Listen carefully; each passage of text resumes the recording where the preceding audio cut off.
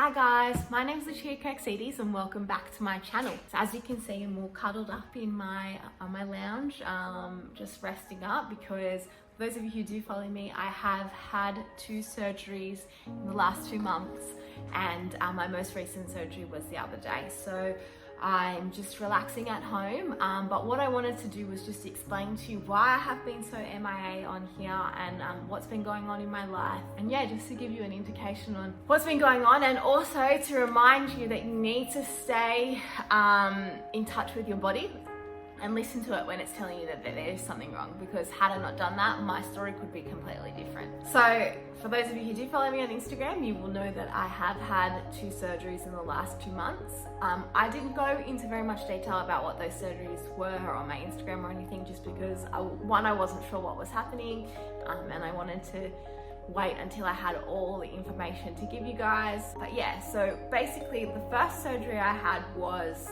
to remove a cyst from my ovary. So I had a large dermoid cyst in my ovary. That the only reason I found that it was there was because I came off the pill and I started to get these sharp pains in my lower abdomen, and the doctor actually thought that I had a UTI. No, I didn't think I had a UTI. I thought there was something wrong. There was something more than that, because I've had a UTI before and it was a completely different feeling. So the doctor sent me to get an ultrasound. I had the ultrasound done and they found that I had a large cyst in my ovary. Now, cysts in your ovaries are super common in all sorts of women. Doesn't matter if you're young, you're old, you know, they're really common, but there are lots of different types of cysts. So my cyst was a dermoid cyst. Now, dermoid cysts consist of all different types of cells. So they can have skin, they can have teeth, they can have hair.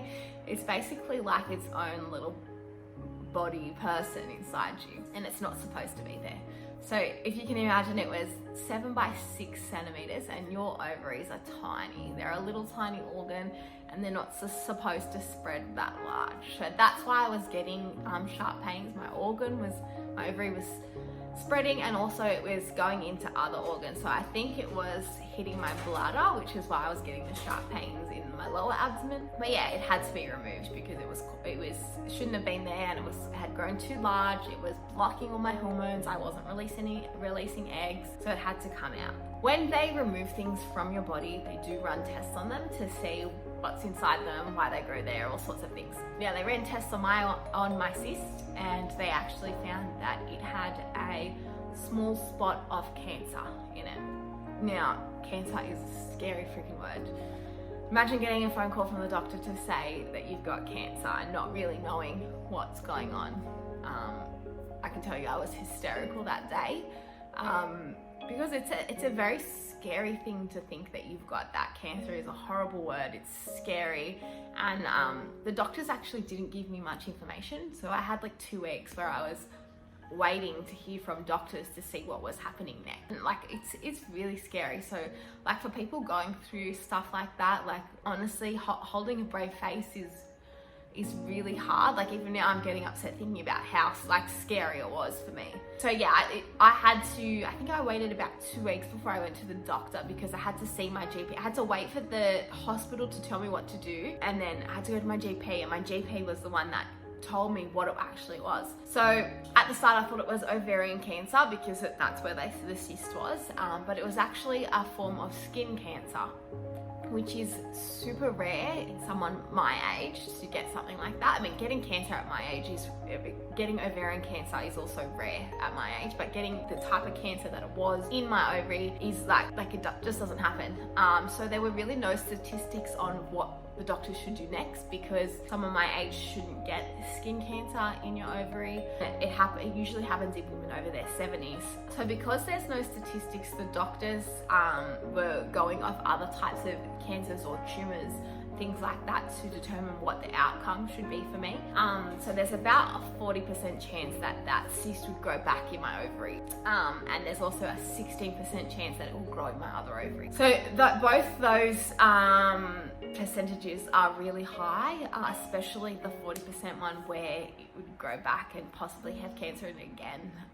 So we agreed with the doctors that the best outcome for myself is to have my ovary removed. Just because there's too much of a risk of it growing back. I'm still so young. I haven't had kids. Yeah, so it was just too high of a risk, and I didn't want to live my life every day being worried that it would go back or worried that I'd have cancer, because I know that that's how I'd be stressing every single day. So yeah, we decided to take the ovary out.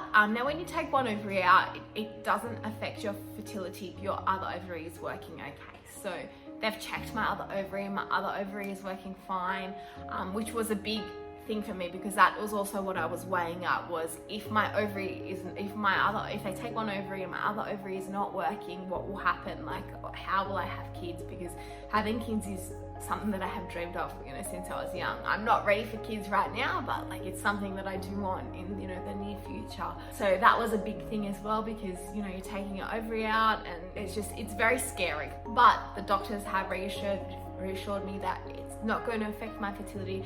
They've looked at my ovary, my other ovary looks perfect, so everything should be fine for me to have kids in the future.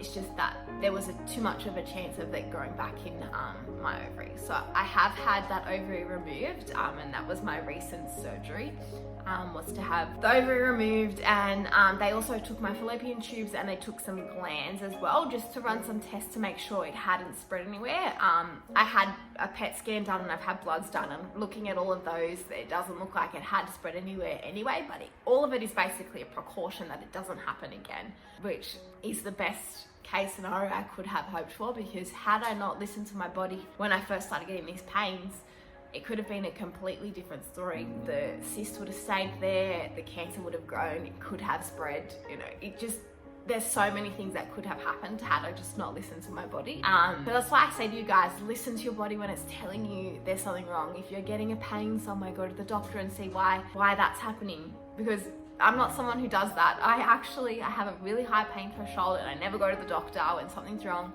but that's what the doctors are there for. They're there to look after you. They're there to see if things are wrong. And for myself, living in a country like Australia, the healthcare is so easily available to us. I don't see why we just don't use it.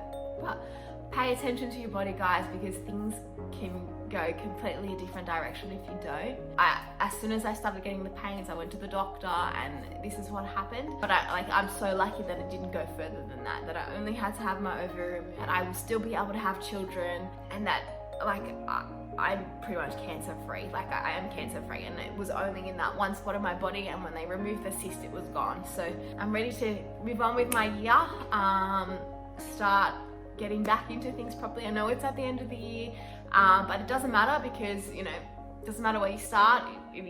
This is where I'm going to start again. I'm going to recover from my surgeries, because I have 2 weeks of I'm not allowed to really do anything, and then after that I can slowly get into things, but I can't go back to the gym properly for 6 weeks, which is really shit for me, but it is what it is, and I just have to remain positive. So once I've recovered and I do things, I'm gonna get straight back into it, and I can't wait to start my year properly again, even though we're at the end of it, because this year's been shit for everyone. It hasn't just been shit for me, it's been shit for everyone. So look after yourselves, do the best that you can, and yeah, just be happy for life, because life is so valuable and it can be taken from you any second. Going through all of this, when the doctor called me to say you've got cancer, I was just all over the place, and I was like, life is way too short to dwell on the small things. You've just got to push through and be happy that we have this amazing thing called life, and though this year has been shit, we can still make the best of what we've got. Hey guys, that's what's been going on with me. I hope you're all well and you're all healthy and you're all doing the best that you can, and I look forward to speaking to you.